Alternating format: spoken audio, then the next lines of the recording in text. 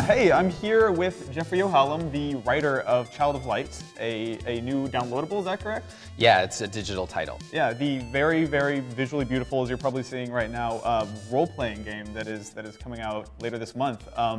This is a pretty big departure from the last game you wrote, Far Cry 3.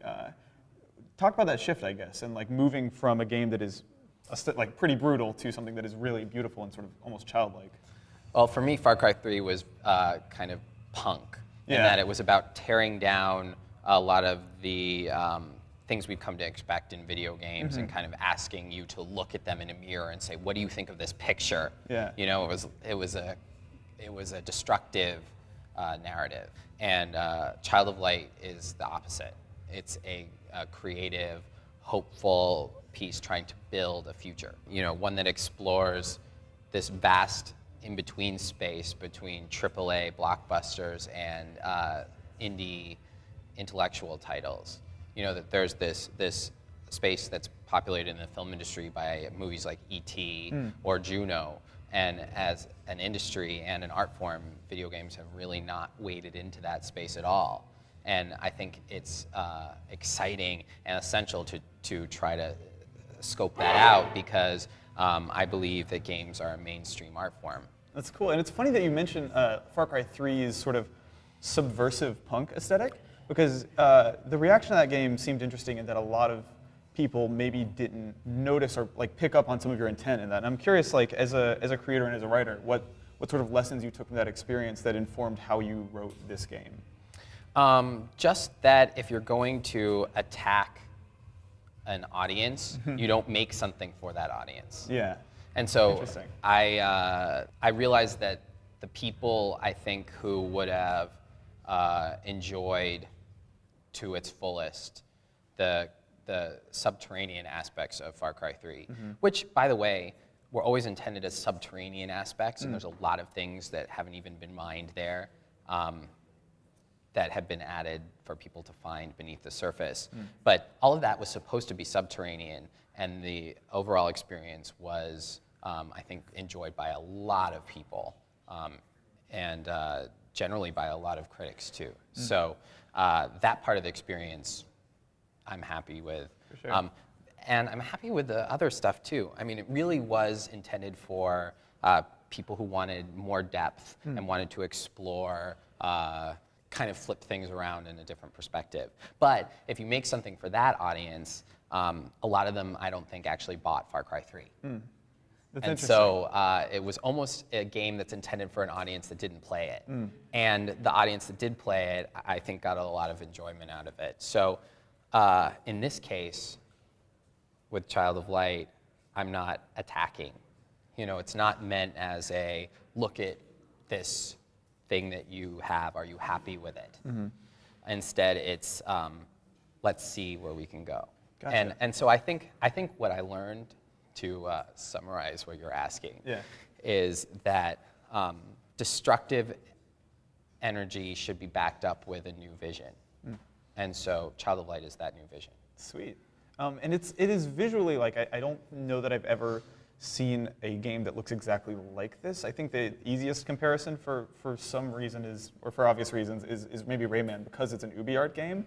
But one thing that stands out to me about this game is that it's got this like really gorgeous parallax 2D art style, and then the protagonist and a lot of the human characters are polygonal. And I'm really interested in sort of the decision to go that route with it, whereas like the conversations are 2D and then the character model is 3D. Well, the UbiArt engine, which we adapted from Rayman Origins, the characters in that engine were modeled in 3D. And so the way that the engine works, we would have to completely redesign the engine in order to have a 2D character. But what we did ultimately, I think, ended up working both for the aesthetic and for our ability to alter the engine. We took 3D characters and modeled them in such a way that they appear 2D. And so what that allows is, when you fly Aurora and you're turning, you can see her from all of these wonderful angles that you wouldn't be able to see if she were truly 2D. And the way that she animates is fluid and beautiful. And so I think that we took advantage of that. Cool. I think something that is really immediately apparent when you look at this game is that it comes from a JRPG background, I think, or at least there was heavy JRPG influence. Are there any sort of specific games that you feel like you pulled from most directly when sort of building your idea of what Child of Light would be? The creative director, Patrick Plourde, was very much inspired by Grandia 2. There's a cast bar at the bottom, which became the timeline in Child of Light, and then also Final Fantasy VI. You know, this concept when you approach an enemy, you enter a battle arena, and everyone is kind of stacked and fighting against each other.